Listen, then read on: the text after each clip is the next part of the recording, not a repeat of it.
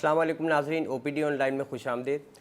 नाज़रीन, last week हमने infertility के हवाले से प्रोग्राम किया था। डॉक्टर सैर हमारे साथ मौजूद थी और जिसमें यानी जो औलाद से महरूम हैं इस नेमत से, उस हवाले से कि क्या वजूहात होती हैं, चाहे बाप में कोई वजह हो या माँ में कोई वजह हो, इन तमाम चीज़ों पे हमने बात की थी। और उसमें एज अ सॉल्यूशन के हवाले से कि अगर जो बे औलाद हैं फॉर एग्ज़ाम्पल, तो उसमें क्या पॉसिबिलिटीज़ हैं कि वो औलाद हो सके उनमें। उस हवाले से हमने प्रोसीजर्स के हवाले से बात की थी। उसमें ये भी ज़िक्र किया गया था कि जी इंट्रायूट्राइन हो गया या टेस्ट ट्यूब बेबी की तरफ भी एज एन ऑप्शन जो है वो जाया जा सकता है। आज पर्टिकुलरली हम अपने इस प्रोग्राम में इसी हवाले से बात करेंगे कि इनफर्टिलिटी अगर है, चाहे वो कोई भी वजह हो, तो ऐसी सूरत में अगर हम टेस्ट ट्यूब बेबी की बात करें या इंट्रायूट्राइन जो है आप इम्प्लांटेशन की बात करें, उसकी क्या पॉसिबिलिटीज़ हैं और वो किस हद तक सक्सेस उसमें होता है। तो इन तमाम चीज़ों पे बात करने के लिए हमारे साथ मौजूद हैं डॉक्टर प्रोफेसर अंजुम रहमान। अस्सलाम वालेकुम डॉक्टर साहब, कैसी हैं आप? खैरियत से? प्रोफेसर डॉक्टर अंजुम रहमान जो हैं वो मोहतरमा बेनज़ीर भुट्टो मेडिकल कॉलेज की प्रिंसिपल भी हैं। इसके साथ साथ कंसल्टेंट गायनेकोलॉजिस्ट हैं और इनफर्टिलिटी स्पेशलिस्ट हैं। डॉक्टर साहब, first of all welcome in our programme. पहला मेरा सवाल यही है कि जब हम बात करते हैं कि इंट्रायूट्राइन इम्प्लांटेशन की अगर हम बात करें या टेस्ट ट्यूब बेबी के हवाले से बात करते हैं, तो एक्चुअली किस वक्त ये नौबत आती है कि हम इस ऑप्शंस की तरफ जाते हैं? देखें, टेस्ट ट्यूब बेबी एक ब्रॉड टर्मिनोलॉजी है जिसमें आपके डिफरेंट मेथड्स आ जाते हैं, जो कि IUI भी हो सकता है, IVF भी हो सकता है, ICSI भी होता है। ये डिपेंड करता है मेल और फीमेल पार्टनर के अंदर किस किस्म की कोई एबनॉर्मलिटी है। टेस्ट ट्यूब बेबी सिर्फ एक फ़ीमेल की किसी एबनॉर्मलिटी की ट्रीटमेंट नहीं है, ठीक है। But actually many a times ये जो मेल में एबनॉर्मलिटी होती है ये इसमें ज़्यादा हेल्पफुल होती है। यानी जिनमें स्पर्म्स काउंट कम होता है या नहीं होता ऑलमोस्ट। स्पर्म काउंट कम है या नहीं है, या एबनॉर्मलिटी है, या फिर उनको फिजियोलॉजिकली कोई एबनॉर्मलिटी है, जैसे इरेक्शन की प्रॉब्लम है, इजैकुलेशन की प्रॉब्लम है, ठीक है। ये भी one of the most important reason है। या फिर ऐसे लोग हैं जिनको फैमिली हिस्ट्री ऑफ एबनॉर्मल बच्चे हो रहे हैं, या लगता है कि जी एक्चुअली वो मेल पार्टनर की एबनॉर्मलिटी है, तो उसमें हम बिफोर इम्प्लांटेशन हम जेनेटिक टेस्टिंग भी कर सकते हैं, और इसलिए बेहतर होता है कि उसमें हम IVF या ICSI करें। अच्छा, ये प्रोसेस होता क्या है टेस्ट ट्यूब बेबी का, अगर आम लफ्ज़ों में इसको समझाना चाहें? देखिए, पहले तो ये हम किन पे करेंगे। एक्चुअली जो हस्बैंड वाइफ या पार्टनर 1 साल से एक साथ रह रहे हैं और उसके बाद वो कंसीव नहीं कर सके, आइडियली आफ्टर 1 ईयर उनको चाहिए कि अपनी प्रॉपर इन्वेस्टिगेशन करवाएं दोनों की। ठीक है।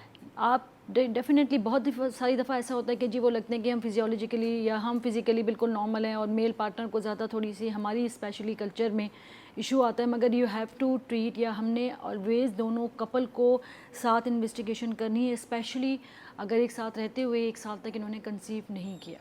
ठीक है।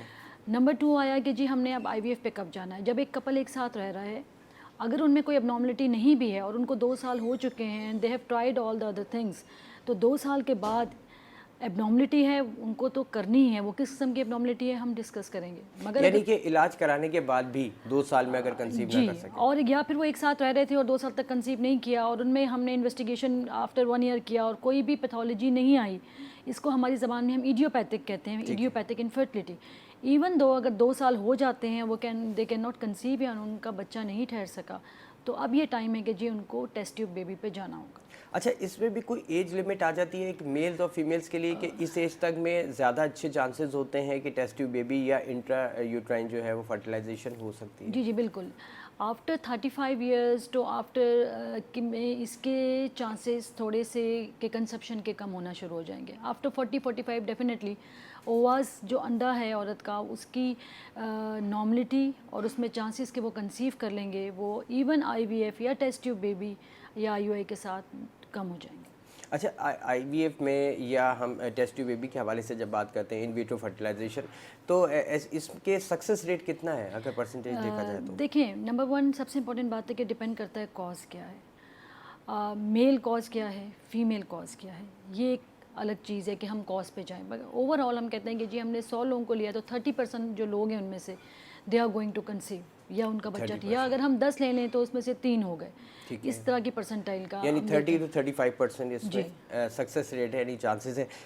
اچھا، کیونکہ بہت لوگوں کو اس چیز کا علم نہیں ہے کہ اس میں کاسٹ کتنی انوالو ہوتی ہے آن این ایوریج یا رفلی اگر ہم بات کریں تو. ڈیفینیٹلی یہ ایک ایکسپینسو پروسیجر ہے. IUI جو کہ انیشیل اسٹیج ہے وہ اتنا مہنگا نہیں پڑتا، مگر اب ایکچولی IVF پہ جائیں یا آپ انٹرسائٹوپلازمک اسپرم انسرشن یا ICSI پہ جائیں جو تھوڑا ایڈوانس میتھڈ ہے ٹیسٹ ٹیوب کا، یہ آپ کا ایکسپینسو ہے، تقریباً 10 لاکھ تک یا اس سے تھوڑا اوپر نیچے 1 to 2 lakhs اپروکسیمیٹلی. یعنی 10 سے 15 لاکھ جی 10 سے 15 لاکھ کا یہ دواؤں کو ملا کے اتنا تک کا خرچہ. جی بالکل. اچھا، اس میں کوئی کیونکہ ایڈمیشن کرنا پڑتا ہے، فیمیل کو ایڈمٹ ہونا پڑتا ہے یا نہیں، اس کا کیا ہے؟ نہیں، بیسکلی آؤٹ پیشنٹ پروسیجر ہے. پیشنٹ کو ہم میڈیکیشن دیتے ہیں، پھر پراپر ڈیز پہ جب انہیں بلانا ہے ہم ان کو بلائیں گے اور پھر وہ پروسیجر کریں گے. کچھ گھنٹے اسٹے ہوتا ہے، اس کے بعد she can go home easily. اچھا ٹھیک ہے. اچھا، ایک چیز اور کہ عموماً ایکسپیکٹ ہوتا ہے نا کہ بیبی جو ہے وہ ہیلدی ہوگا یا نہیں، کیونکہ ڈیوریشن تو وہی کمپلیٹ ہوتا ہے نا سر ابھی 37 ویکس جو آپ کریں، تو اس میں جو بیبی کے چانسز ہے کہ خدا نخواستہ کوئی کنجنائٹل ڈیفارمیٹی ایب نارمیلٹی ہو سکے یا ایب نارمیلٹی آ جائے، تو اس کے کوئی چانسز ہوتے ہیں یا بالکل اسی طریقے سے ہوتا ہے جیسے ایک نارمل ہیلدی وومن میں؟ جی یو آر ویری رائٹ. دیکھیں اس میں کنجنائٹل اب نارملٹی کے چانسز نہیں ہیں، کیونکہ ڈیفینیٹلی جب آپ اووا یا ایگ لے رہے ہیں اس کپل میں جو اب نارملٹی ہوگی وہ ایک نارمل کنسیو کرتے بھی تو وہی ہوگی اور اس پہ بھی. But definitely chances of abortion یا ٹائم سے پہلے بچے کا ہو جانا جسے ہم پری ٹرم لیبر کہتے ہیں، یا بچے کا تھوڑا سائز کم ہو جانا، مطلب ان میں کمپلیکیشن ریٹ تھوڑے سے زیادہ ہوں گے ان کے مقابلے میں جو نارمل کنسیو. اچھا، یعنی انڈر ویٹ کے بھی چانسز ہوتے ہیں؟ بالکل انڈر ویٹ کے بھی. ٹھیک ہے. ایک کالر ہمارے ساتھ موجود ہیں. السلام علیکم. ہیلو. وعلیکم السلام. جی ہیلو، السلام علیکم. وعلیکم السلام. جی کون بات کریں، کہاں سے؟ جی میں لاہور سے بات کر رہا ہوں، محمد احتشام. جی احتشام صاحب، کیا پوچھنا چاہیں گے؟ ڈاکٹر صاحب میں یہ پوچھنا چاہ رہا تھا کہ میرا ایک بیٹا ہے 7 سال کا. جی ٹھیک ہے. اور ابھی ہمارا بیبی یعنی کہ ہم نیکسٹ لینا چاہ رہے ہیں تو نیکسٹ نہیں ہو رہا ہے، یعنی کہ ہمارا عمل نہیں ٹھہر رہا ہے. ٹھیک ہے. اس کے بارے میں مجھے کچھ ڈاکٹر صاحبہ سے یہ سوال پوچھنے کہ کیا طریقہ کار ہے، یعنی کہ ان کے مسئلہ آتا ہے یا میرے مسئلہ کیا پرابلم ہے؟ ڈاکٹر انجم آپ کچھ پوچھنا چاہیں گی اس حوالے سے؟ آپ کے چھوٹے جو بچہ ہے اس کی کیا ایج ہے؟ میرا بیٹا ہے تقریباً کوئی 2.5 سال کا ہے. اور آپ نے کوئی وقفے کے لیے کوئی چیز میتھڈ استعمال کیا ہے؟ جی ابھی تک تو کچھ نہیں. کوئی کانٹرسیپشن یوز کیا آپ نے؟ نہیں. یہ میں اپنی وائف سے بات کروانا چاہوں گا یا آپ کریں بات کیا؟ جی. ہیلو. جی ہیلو، السلام علیکم. وعلیکم السلام. جی اچھا ڈاکٹر صاحب مجھے کوئی بہتر کوئی مشورہ بتائیں اس کے لیے کیا میں کر سکتا ہوں؟ اوکے جی. دیکھیں آپ کا جو بچہ ہے وہ 1.5 سال کا ہے. اب ڈپینڈ کرتا ہے کہ آپ نے کوئی ان بٹوین کوئی کانٹرسیپشن کا میتھڈ استعمال کیا ہے یا اس 1.5 سال کے بعد آپ کی وائف کو جو نارمل مینسٹرل سائیکل ہے یا کوئی اور اب نارملٹی ہے یا ہارمونل ایشو ہے 2.5 سال میں اس ڈیوریشن میں کوئی ایسا ایشو ہوا ہے یا خدا نخواستہ آپ کو لگتا ہے کہ جی آپ کو کوئی ایشو ہوا ہو، اسپیشلی آپ کو لگتا ہو کہ آپ کو کوئی ویکنیس ہو کسی طرح کی، تو بہتر ہے کہ اب یہ ٹائم ہے، اب 2.5 سال ہو چکا ہے کہ آپ دونوں اپنے آپ کو پراپر انویسٹیگیٹ کریں. اگر آپ کو لگتا ہے کہ کوئی ایشو آپ کے ساتھ ہے یا آپ کی وائف فیل کرتی ہیں ویٹ گین ہونا یا پھر مینسز کے ریگولر ہونا، ایسی بھی کوئی چیز ہے، تو دس از اے ٹائم کہ آپ دونوں اپنی پراپر انویسٹیگیشن کریں. کیونکہ آپ ایک دفعہ کنسیو کر چکے ہیں تو آپ کے chances of normal conception even بہت اچھے ہیں. ہو سکتا ہے کوئی مائنر سے ایبنارملٹی ہارمونس کے کسی اور چیز کی ہو جو سمپل میڈیکیشن سے کور ہو جائے. ٹھیک ہے جی ڈاکٹر صاحب بہت شکریہ. اچھا ایک چیز بتائیے گا کہ جہاں پر ابھی آپ نے ایب نارمیلٹیز کے حوالے سے بات کی، فیمیل میں بھی پالیسسٹک اوویرین ڈیزیز ہے یا فائبرائڈ یوٹرس ہے، اسی طرح میل کے اندر ہم نے بات کی، تو ان دونوں کی اگر ہم پرسنٹیج دیکھیں آن این ایوریج تو کتنے % چانس ہوتا ہے کہ یہ انٹرا یوٹرائن یا ہم ٹیسٹ ٹیوب کی طرف نہ جائیں اور موسٹلی جو ہے وہ صرف ہارمونل تھراپی یا ٹریٹمنٹ سے ہی صحیح ہو جائے؟ جی دیکھیں یہ ڈپینڈ کرتا ہے کہ ریزن کیا ہے. جی فیمیل کے آپ کے یوٹرس کا بھی کاز ہو سکتی ہے، اس کے ٹیوب کی بھی کاز ہو سکتی ہے یا اس کے ہارمونس کا ایشو ہو سکتا ہے. میل میں اپنے ادر ایشو ہیں جس میں، بٹ موسٹلی جو کازز ہوتی ہیں وہ زیادہ فیمیل میں ڈیفینیٹلی ہوتی ہیں. بٹ اس کا مطلب یہ نہیں کہ میل میں کازز نہیں ہوتی. میل بھی بڑی امپورٹنٹ پارٹ ہے کہ جس میں مینی ٹائمز فیمیل بالکل فیزیولوجی کے نارمل ہوتی ہے اور میل کے اندر کازز ہوتی ہیں. 30% کنٹریبیوشن تو ہے جی ڈیفینیٹلی اس کا کنٹریبیوشن ایک بڑا کنٹریبیوشن ہے، کیونکہ فیمیل کے اگر الگ پارٹ کریں 30% صرف میل کا کنٹریبیوشن ہے. بالکل صحیح. پھر آپ دونوں کو انویسٹیگیٹ کریں، ضروری ہے کہ ایک کالر ہمارے ساتھ موجود ہے. السلام علیکم. ہیلو السلام علیکم. وعلیکم السلام. جی کون بات کریں، کہاں سے؟ میں شادیہ بات کر رہی ہوں کراچی سے. جی شادیہ, کیا پوچھنا چاہیں گی؟ ڈاکٹر انجم ڈاکٹر انجم سے پوچھنا ہے کہ میرے ہسبینڈ کا مسئلہ ہے.